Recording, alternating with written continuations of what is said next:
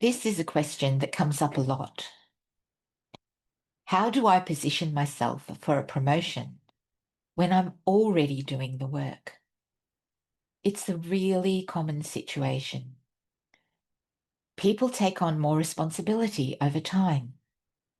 They step in where needed. They start doing parts of the next role. And then, at some point, it feels like you're doing more than you're actually being recognised for. And it's not always obvious what to do with that. The first thing I'd focus on is getting a bit more clarity around what a promotion actually looks like for you. Not just the work, but the level. What's different about how the work is done? What are people at that level responsible for? Because sometimes the gap isn't the work, it's how the role is understood. From there, look at what you've done so far. If you don't have a clear sense of your next step, a really practical place to start is to write a list of all the reasons you think you're ready for promotion. Write 5, then 5 more, then 5 more. That helps you get it out of your head and into something you can actually work with. If you've already been actively working towards it, take a step back and look at it properly. Look at the work you're doing and compare it to the role you want. Where does it line up? And where is it different? Because sometimes you're doing the work, but not carrying the full scope of the role. Are you making decisions at that level? Are you accountable for outcomes? Or are you contributing to the work without owning it end to end? Are you visible in that work? Do the right people know what you're doing? And are you making it easy for people to see you in that role? Then take that list or what you've already been doing and benchmark it against the role you want. Use internal role descriptions if you have them, or look externally. You're not looking for a perfect match. You're looking to understand where you're strong and where there's still a gap. It's not about being 100% ready. It's about knowing where to start. That gives you the puzzle key. Question that comes up a lot. I feel intimidated presenting to executive panels. How do I communicate confidently at that level? It's a really common experience. Those environments can feel high pressure. There's often a lot riding on the conversation. And depending on the people in the room, it can feel like you're being assessed while you're speaking. What matters here is being clear on what you're there to do. What's the outcome you're trying to achieve from that conversation? Are you there to get a decision? To provide an update? To get support or direction? Because once you're clear on that, it becomes much easier to decide what to say and what not to say. There are also some practical things that make a big difference, and they're often overlooked. Getting your information in front of people ahead of time so that they're not seeing it for the first time in the room. Understanding how they prefer to receive information, whether that's detail, summary, or something more visual. And even things like the environment, how the room is set up, where you're sitting or standing, or if it's online, how you're set up on camera. Being comfortable in the environment changes how you show up more than people expect. And then there's the pressure. That's often where things start to shift. Not because the situation isn't important, but because of how it's being interpreted in the moment. People speed up. They over-explain. They adjust mid-sentence. And they lose the structure of what they were trying to say. So instead of trying to eliminate that pressure, focus on working with it.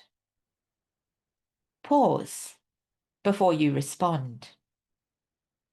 Give yourself a moment to think. You don't need to fill the space immediately. And practice, not just what you want to say, but saying it under a bit of pressure. Remember, you're in the room for a reason. Be clear on your outcome. Set yourself up so you're comfortable. Give yourself space to think. That's what allows you to communicate effectively at that level. This is another question that comes up a lot. I get interviews, but I struggle to sound senior enough. What should I focus on? That can show up in a few different ways. Sometimes people feel like their answers aren't landing the way they want them to. Sometimes they walk out of an interview and think, I know I could have said that better. And sometimes it's just a general sense that something isn't quite coming across. The first thing to focus on is understanding what that actually looks like for you.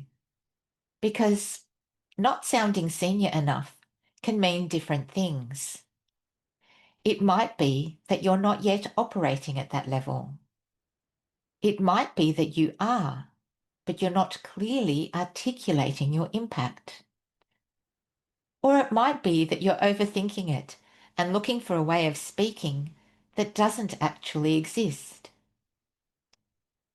A practical place to start is to take one of your recent answers and look at it properly. What did you say? What were you trying to get across? And where did it feel like it didn't land? Because often the gap isn't capability, it's how the message is structured. Take one example and build it out more clearly. What was the situation? What did you do? What changed as a result? Not as a formula, just making sure the impact is clear. And if you're still not sure, get a second perspective. Ask someone to listen to one of your answers and tell you what they're hearing. Because sometimes what you think you're saying and what other people hear are slightly different. That might be the structure of your answer. It might be how clearly you're describing your impact, or it might be something in how you're delivering it. If vocal delivery is part of what's getting in the way, that's something you can work on as well. And then practice. Not just thinking about the answer afterwards, but actually saying it out loud. Because a lot of people can find a strong answer once the pressure is gone. The shift is being able to access that answer in the moment. Pause before you respond. Give yourself a moment to think. You don't need to rush into an answer. You don't need to become someone different to operate at that level. You need clarity on your examples and practice in delivering them under pressure. This is a question that comes up quite a bit. How do I go back and ask again about working from home after I've already been told no? Sometimes this comes from people who've asked once. And sometimes it comes from people who've done a lot more than that. They've put together a case, they've thought about the impact, they've proposed a trial, they've built in accountability, and yet they've still been told no. If that's the situation you're in, the first thing to recognise is that you're not being unreasonable. You've approached this in a considered way. What that usually means is that the decision isn't being made on the logic of your case. It's being made on something else. Often things like consistency across the team, precedent, or how the team is expected to operate. So when you hear something like, no one else does, that's a clue. At that point, asking again in the same way, even with more evidence, usually won't change the outcome. So the approach needs to shift slightly.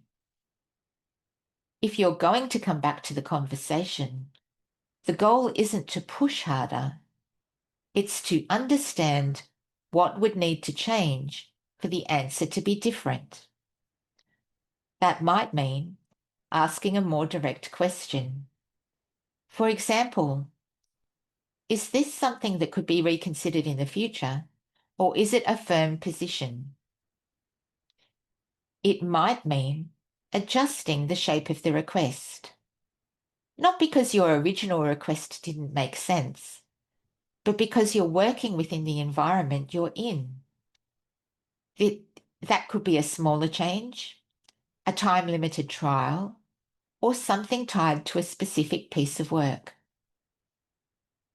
Or it might mean being more open about what's actually driving this for you. If this isn't just a preference, and there's something behind it, being clear about that can sometimes change how the request is understood. And sometimes the answer you get back is important in a different way. If there's room to move, you'll see it. If there isn't, then the question shifts. It becomes less about how to ask again and more about what matters to you in this role. So it's not about pushing harder. It's about understanding the decision and then deciding what to do next.